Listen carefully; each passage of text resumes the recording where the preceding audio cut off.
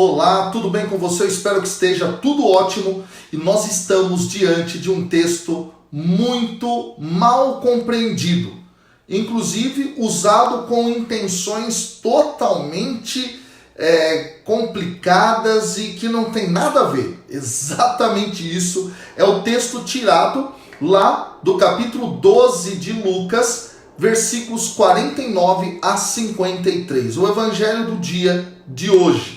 Nesse evangelho, para você ter uma ideia, tá? Jesus está proclamando o reino de Deus e ele está falando que diante do reino, este reino traz conflitos. Exatamente. Por que o reino traz conflitos? O reino traz conflitos porque ele demanda uma escolha.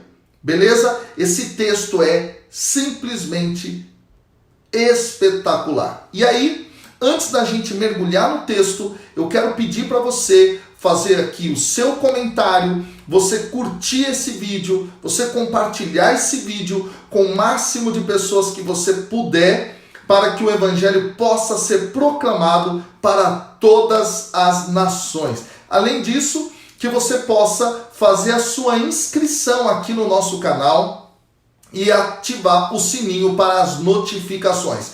Todo dia tem vídeo novo, Evangelho do Dia aprofundado. Beleza? Então, vamos para o nosso texto. Diz assim a palavra de Deus: Eu vim trazer fogo sobre a terra, e como desejaria que já estivesse aceso. Devo receber um batismo, e como me angustio até que esteja consumado. Pensais que eu vim estabelecer a paz sobre a terra? Não, eu vos digo, mas a divisão. Pois doravante, numa casa com 5 pessoas, estarão divididas 3 contra 2, 2 contra 3. Ficarão divididos pai contra filho, filho contra pai, mãe contra filha e filha contra mãe, sogra contra nora e nora contra sogra. O que esse texto quer realmente dizer? Versículo 49. Eu vim trazer fogo à terra e como eu desejaria que já estivesse aceso. O que isso significa? É preciso voltar ao simbolismo do fogo presente já desde o Antigo Testamento. Nós sabemos que no Antigo Testamento o símbolo do fogo é o símbolo do julgamento final de Deus. Exatamente, gente. E quando é que nós encontramos isso?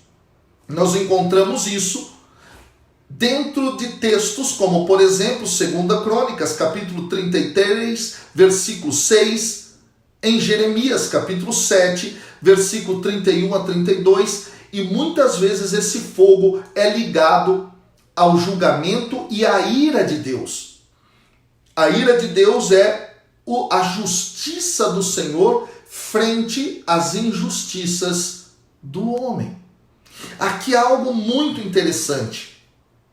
E aí, pessoal, quando nós continuamos o estudo profundo, nós percebemos que outras passagens do Antigo Testamento, como por exemplo, Jeremias capítulo 43, versículo 12, Ezequiel capítulo 15, versículo 7, Oséias capítulo 8, versículo 14, Amós capítulo 1, versículos 4 a 14, no capítulo 2, versículo 2 e versículo 5, Naum, lá no capítulo 3, versículo 13, e assim vai, Malaquias e assim vai. É muito interessante perceber que essa linguagem do fogo, como símbolo do julgamento e da justiça do Senhor, aparece em textos da época em que os evangelhos estão sendo escritos, textos inclusive apócrifos, como por exemplo no primeiro Enoque. Você vai ter essa referência. Nós vamos ter, por exemplo, no segundo livro de Baruque, exatamente. Nós teremos isso no quarto Esdras, por exemplo, nós teremos isso dentro daquilo que é conhecido como Salmos de Salomão, no livro dos Jubileus também, e num livro, ou melhor, num manuscrito encontrado lá em Qumran, na comunidade dos essênios, que é o manuscrito que fala justamente sobre Abacuque, quando esse é comentado pela comunidade dos essênios. Então o fogo é o julgamento final. E aí o versículo 50, devo receber um batismo, e como me angustio até que esteja consumado. Que é isso que Jesus está falando, gente? É muito interessante, existem duas possibilidades de explicação em relação a essa expressão do batismo que Jesus está falando aqui, tá? As duas, elas não se excluem, talvez elas até se complementem, mas vamos lá. A primeira é justamente a compreensão de que há no Antigo Testamento a ideia também de que o juízo de Deus, o julgamento de Deus vem pela catástrofe de uma inundação. Aí você fala, mas o que isso tem a ver com batismo? Batismo, em grego, significa literalmente mergulho, estar submerso. Então, esta imagem de uma submersão, né, de estar debaixo da água por conta de um dilúvio ou coisas nesse sentido, tem a ver justamente com o julgamento de Deus. E aí isso nós encontramos no Salmo 18, versículo 4, e no versículo 16, no Salmo 42, versículo 7, Salmo 69, versículos de 1 a 2, Isaías, capítulo 8, versículos 7 e 8, no capítulo 30, versículos 27 e 28, isso aparece, e em Jonas, exatamente quando Jonas é jogado no mar, submerso, isso também tem a ver justamente com este juízo de Deus, não é?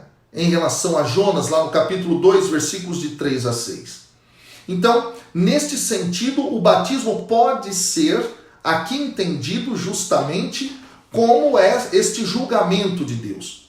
Só que é mais comum a segunda explicação. Qual é a segunda explicação? É aquela que fala do batismo de Jesus, aqui nesse sentido, com o sofrimento que ele deveria passar. A morte dele. Exatamente. Isso nós encontramos referência, inclusive, no próprio texto dos evangelhos, lá em Marcos, no capítulo 10, no versículo 38, quando é dito assim: mas Jesus disse, não sabeis o que pedis, podeis vós beber o cálice que eu bebo, ou receber o batismo com que sou batizado? E aí o texto vai explicar lá em Marcos que Jesus estava falando da sua morte. Então, nesse sentido, Jesus, já sentindo que a morte estava chegando, porque ele estava a caminho de Jerusalém, onde em Lucas Jesus vai entregar a sua vida, vai morrer. Então talvez Jesus estivesse falando disso. E isso seria, não é, justamente um momento crucial no processo do ministério de Jesus e do processo salvífico, mostrando justamente que a partir da sua morte vem a ressurreição e aí o início deste tempo de plenitude ou de planificação, ou ainda, não é, esse tempo final se inaugura e se aproxima o julgamento de Deus. Enfim, olha que coisa interessante, muito profundo isso. E aí então vem um conjunto então de versículos que as pessoas distorcem tudo, é uma loucura a partir daqui. Porque assim diz o texto: pensais que eu vim estabelecer paz sobre a terra? Não, eu vos digo, mas a divisão. Aqui, o que parece, se a gente não estuda, é que parece que Jesus está negando a missão dele que inclusive foi comunicada lá no capítulo 2, versículo 14, sobre a ideia de que ele vem trazer paz sobre a terra. Parece uma contradição, mas aqui não é uma negação dessa realidade da missão do Cristo, da missão do Messias. Na realidade, é uma afirmação de que, a partir de sua morte e ressurreição, a humanidade é colocada diante justamente de uma decisão que precisa ser tomada.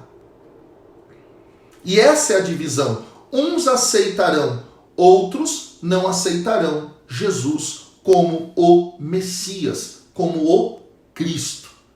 Olha só quantas vezes você já ouviu erros em relação a isso. É muito interessante, né? Agora, vamos avançar. Versículos 52 e 53 para finalizar. Quando Jesus então fala das divisão, pai contra filho, filho contra pai, não é? Filha contra mãe, sogra contra nora. O que é isso? O que é isso? Gente, esse texto é um eco daquilo que está lá no profeta Miqueias. Exatamente. Lá em Miqueias, nós temos justamente, pessoal, no capítulo 7, versículo 6, o seguinte: porque o filho despreza o pai, a filha se levanta contra a mãe, a nora contra a sogra, os inimigos do homem são os da sua própria casa. Ora, Jesus está puxando aqui o texto de Miqueias. E é muito interessante que, na realidade, os textos judaicos da época em que o evangelho está sendo escrito, como por exemplo o livro dos Jubileus, no capítulo 23, versículo 19, é um livro apócrifo. O primeiro livro de Enoque, em duas referências, no capítulo 99, versículo 5, no capítulo 100, versículos de 1 a 2. No segundo livro, né, que nós chamamos livro de Baruque, no segundo Baruque, vai aparecer isso. E em um manuscrito de Qumran, que é o 1Q14, vai justamente interpretar Miqueias, esse texto, como um texto que fala sobre os dias da manifestação do Messias. Ou seja, nesse sentido, o que o texto está querendo apontar é o fato de que dentro de uma casa, alguns aceitarão o Messias e outros não. E isso pode gerar um conflito. É isso que o texto está querendo dizer. Quantas vezes você já ouviu coisas totalmente distorcidas? Agora, qual que é a grande lição desse texto para a nossa vida? Que diante da verdade de Cristo Jesus, nós precisamos optar. E as nossas opções, muitas vezes, nos levarão a conflitos. É imprescindível. Quem opta pelo reino de Deus, da justiça, do amor concreto, de levar vida às pessoas que estão na morte, certamente vão experimentar conflitos, inclusive dentro da sua própria casa. Que você possa ser firme, que você possa ser cheio da graça de Deus para superar as dificuldades oriundas do seu chamado. Que Deus te abençoe. E aqui, gente, eu quero deixar o convite para você que ainda não está no nosso curso de Mariologia totalmente gratuito. Eu vou deixar aqui, tá bom? Na descrição do vídeo, o link para você se cadastrar. São 4 aulas maravilhosas onde você vai aprender Mariologia Bíblica, Maria na Sagrada Escritura. Valeu? Deus abençoe, até amanhã, com a graça de Deus. Estamos juntos, valeu!